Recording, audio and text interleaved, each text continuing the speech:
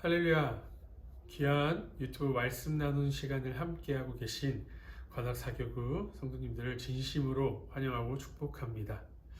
저는 오늘 지금은 씨 뿌릴 때입니다 라는 제목으로 말씀을 함께 나누려고 합니다. 먼저 본문 읽겠습니다. 로마서 7장 4절 말씀입니다. 그러므로 내 형제들아 너희도 그리스도의 몸으로 말미암아 율법에 대하여 죽임을 당하였으니 이는 다르니 곧 죽은 자 가운데서 살아나신 이에게 가서 우리가 하나님을 위하여 열매를 맺게 하려 함이라. 아멘. 이제 봄이 다가왔습니다. 개구리도 깨어난다는 경칩도 지났습니다. 코로나 때문에 정신없이 하루가 흘러가는 것에 시간의 흐름을 잘 모를지라도 분명히 하나님께서 창조하신 이 땅은 하나님의 시간이 잘 흐르고 있습니다. 시간의 흐름을 가장 잘 알 수 있는 방법은 바로 음식입니다. 시장에만 나가봐도 어떤 음식 재료들이 나와 있는지를 보면 시간의 흐름을 우리는 알 수 있습니다. 특히나 과일을 보면은 더 정확합니다. 때에 따라서 그 때에 맞는, 그 계절에 맞는 과일들이 시장에 나오기 때문입니다. 과일은 사실 우리가 과일의 모습을 보고 많은 깨달음을 얻을 수 있습니다. 과일은 어떻게 자랄까요? 씨가 심겨지면 잎사귀가 나고 또 나무가 되어지고 꽃이 열리고 그 후에 열매가 맺어집니다. 사실 이것은 굉장한 일입니다. 작은 씨가 자라서 커다란 나무가 되고 또 열매를 맺는다는 그 사실은 굉장히 우리는 알 수 없는 신비한 일입니다. 하나님께서 그렇게 창조하신 것이 아니면 그렇게 될 것이 아무것도 없습니다. 근데 그렇게 그만큼 신기한 것이 또 하나 있습니다. 그것은 바로 그 씨가 땅에 떨어져 죽은 것처럼 보이는데 사실은 그 안에서 새로운 생명이 자란다는 사실입니다. 하나님의 계획하신 그 창조 법칙이 사실 무엇보다도 신기한 일입니다. 씨는 땅에 떨어지면 썩습니다. 그것을 보면 우리는 그냥 죽은 줄 아는 경우가 대부분입니다. 하지만 시간이 흐른 후에 보면 죽은 줄 알았던 또 죽었다고 생각했던 그 씨앗이 싹이 트고 새로운 열매를 맺는 데까지 성장하는 것을 우리는 볼 수 있습니다. 사실 씨는 썩어야만 싹이 날 수가 있습니다. 씨가 썩지 않으면 그 씨는 영원토록 싹을 틔우지 못합니다. 씨가 썩으면서 에너지가 나오고 그 에너지를 바탕으로 싹이 나기 때문이죠. 씨가 썩어야만 다시 살아날 수 있다는 것을 우리는 알고 있습니다. 그럼 이렇게 씨앗이 썩고 싹을 틔워야만 하는 이유는 결국에 무엇 때문일까요? 맞습니다. 바로 열매를 맺기 위해서입니다. 싹이 터서 자란 후에 커다란 나무가 되고 자신이 열매 속에서 나왔지만 또 다른 열매를 맺는 과정을 겪게 되는 것. 사과나무는 사과를, 배나무는 배를, 감나무는 감을 이렇게 열매를 맺기 위해 나무가 자라고 그 씨앗이 썩어서 싹을 틔우는 것입니다. 요즘 씨앗의 비유가 성경에서 계속 나오는 것을 소개시켜 드리고 있습니다. 오늘 이야기는 사실 그 모든 것의 정점입니다. 오늘 말씀에 보면 이 씨와 같은 행동을 하신 분이 계십니다. 오늘 말씀을 다시 한번 읽어보겠습니다. 그러므로 내 형제들아 너희도 그리스도의 몸으로 말미암아 율법에 대하여 죽임을 당하였으니 이는 다르니 곧 죽은 자 가운데서 살아나신 이에게 가서 우리가 하나님을 위하여 열매를 맺게 하려 함이라. 아멘. 누굴까요? 바로 우리 예수님이십니다. 우리 예수님도 죽으셨습니다. 십자가에 못 박혀 죽으셨습니다. 정확하게 말하면 예수님을 그 자리에서 십자가에 못 박히게 했던 많은 사람들, 그 자리에 있었던 많은 사람들은 예수님이 죽은 줄로만 알았습니다. 저도 아마 그 자리에 있었다면 똑같이 생각을 했을 것입니다. 제자들도 똑같이 생각을 했습니다. 예수님은 우리 죄 때문에 세갈고리가 달린 채찍에 맞으셨고 살점이 떨어지셨고 머리에는 가시면류관을 쓰셨고 옆구리에는 창으로 찔림을 당하셨습니다. 죽었을 때 어떤 느낌일까요? 피냄새가 진동하고 살이 썩어져 들어갔을 것입니다. 우리가 가져야 할 대가를, 죄의 대가를 예수님께서는 대신 지시고 그 고난과 고통의 자리에 있으셨습니다. 하지만 예수님은 사흘 만에 다시 부활하셨습니다. 땅에 떨어진 씨앗이 썩어서 우리 눈에는 마치 죽은 것처럼 보이지만 싹을 틔우는 것처럼 예수님께서는 무덤에 들어가셔서 몸이 썩고 죽으신 것처럼 보였지만 다시 부활하셨습니다. 씨앗이 죽는 이유가 무엇 때문이라고 했죠? 씨앗이 썩는 이유가 바로 열매를 맺기 위해서였습니다. 예수님도 마찬가지셨습니다. 십자가에서 죽으신 이유는 단 하나였습니다. 열매 맺기 위해서. 그 열매가 누굴까요? 바로 우리들입니다. 예수님께서는 죽으셨지만 부활하셨습니다. 부활하심으로써 예수님을 믿는 우리들을 죄 가운데서 구원해 주셨습니다. 우리에게 생명을 주셨습니다. 사과나무의 사과 열매들이 주렁주렁 맺는 것처럼 예수님께서 우리들이 주렁주렁 새로운 하나님 나라의 열매가 되도록 인도하셨다는 것입니다. 나중에 예수님께서 부활하신 것처럼 우리들도 부활할 것입니다. 하나님 나라에서 영원히 삶을 살 것을 우리는 믿고 있습니다. 그런데 우리가 이 땅에 살면서 꼭 기억해야 될 것이 있습니다. 그것은 우리 역시 열매를 맺어야 한다는 것입니다. 예수님을 본받아 하나님을 위한 그 열매를 맺어야 하는 것입니다. 사과씨가 썩어서 싹을 틔우고 다 자라서 커다란 사과나무가 되는 것처럼, 그래서 사과 열매를 주렁주렁 맺는 것처럼 우리가 죽어 씨앗이 썩는 것처럼 우리가 썩고 우리 안으로 인해서 우리의 함께 계신 예수 그리스도의 이름을 통해서 하나님께서 주신 그 구원의 역사를 통해서 열매 맺는 삶을 살아야 한다는 것입니다. 우리는 비록 예수님처럼 직접 죽음에까지 다다르지는 않지만 우리의 삶을 예수님과 똑같은 삶을 따라가기 위해, 그 발자취를 따라가기 위해 노력하며 내가 중심이 아닌 하나님이 중심된 삶을 살아가며 이 땅에서 예수님의 삶을 본받아 새로운 열매 맺기를 소원하며 살아가야 한다는 것입니다.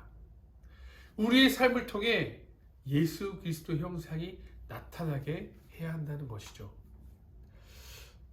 그럼 과연 우리가 이 땅에서 진정한 열매를 맺으려면 우리는 어떻게 살아야 될까요?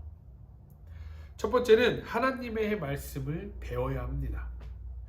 우리는 우리를 통해서 새로운 열매를 맺기 원합니다. 그러려면 아까도 말했지만 그 예수님을 우리는 잘 알고 잘 따라가야 합니다. 그리고 그 잘 아는 예수님을 내가 전달할 수 있어야 되는 것이죠. 그러기 위해서 우리는 말씀을 알아야 됩니다. 예수님에 대해서 알아야 됩니다. 예수님을 가장 잘 알려주고 있는 책이 그 성경. 우리가 성경을 통해 말씀을 배울 수 있어야 됩니다. 성경의 모든 이야기는 사실 예수님에 관한 이야기입니다. 우리가 예수님을 소개시켜주기 위해서 당연히 이 성경을 공부하고 배워야 됩니다. 성경을 읽으시길 바랍니다. 하나님의 말씀을 손에 놓지 않으시길 바랍니다. 우리의 삶 가운데 성경이 우리의 삶의 발자취, 발걸음, 또 목적지를 잘 데려다주는 귀한 길잡이가 되어야 될 줄 믿습니다. 예수님을 배우면서 우리의 삶이 하나님께 가까이 다가갈 수 있어야 되는 그 삶을, 그 사실을 기억하시는 우리 귀한 성도님들이 되시기를 소망합니다. 하나님의 말씀을 우리는 배울 수 있어야 됩니다. 히브리서 13장 7절에 이렇게 말씀하고 있습니다. 하나님의 말씀을 너희에게 일러주고 너희를 인도하던 자들을 생각하며 그들의 행실의 결말을 주의하여 보고 그들의 믿음을 본받으라. 믿음의 선조들의 그 모습을 성경을 통해 배우면서 또 예수님의 그 삶의 발자취를 바라보고 예수님을 예언하고 있는 그 구약을 또 예수님의 삶의 그 신약을 바라보면서 믿음을 더욱더 굳건케 하시는 또 그 믿음을 본받게 되는 우리 귀한 관악사교 성도님들 되시기를 주님의 이름으로 축원을 드립니다. 둘째는 자기의 시간을 조금 내려놓을 수 있어야 됩니다. 다시 말하면 자기의 시간을 버려야 합니다. 우리는 우리의 시간을 기꺼이 포기할 수 있어야 됩니다. 세상에는 정말 즐거운 것들이 많습니다. 세상에 빠져 살다가는 사실 시간 가는 줄 모릅니다. 드라마를 보십시오. 요즘 가장 유행하는 펜트하우스. 처음 보기 시작하면 그 끝나는 시간까지 정말 시간 가는 줄 모르고 다들 봅니다. 약 1시간을요. 거의 1시간 넘죠. 물론 그런 즐거운 것들을 모두 다 포기하라는 말은 아닙니다. 그런데 조금은 내려놓을 수 있어야 됩니다. 하나님을 위해서 기꺼이 포기할 수 있어야 됩니다. 그 시간을 아까워할 수 있어야 된다는 것입니다. 하나님께 집중해서 시간을 쓰는 것이 더 소중한 우리의 시간이 될 줄 믿습니다. 우리는 믿음의 자녀들로서 하나님께 집중할 수 있어야 된다는 것입니다. 우리의 시간을 주님께 드릴 수 있어야 됩니다. 우리의 시간을 주님께 온전히 맡길 수 있어야 된다는 것입니다. 나에게 쓰는 시간이 아닌 하나님께 쓰는 시간이 될 때 하나님께서 우리의 시간을 기뻐 받으시고 그 안에서 더 큰 축복과 더 큰 하나님의 새 일로 우리에게 응답하실 것입니다. 그 하나님의 새 일을 경험하시는 우리 귀한 관악사교구 성도님들 되시기를 주님의 이름으로 축원합니다. 마지막 셋째는 예수님처럼 살 수 있어야 됩니다. 우리는 하나님의 자녀들입니다. 예수님의 제자들입니다.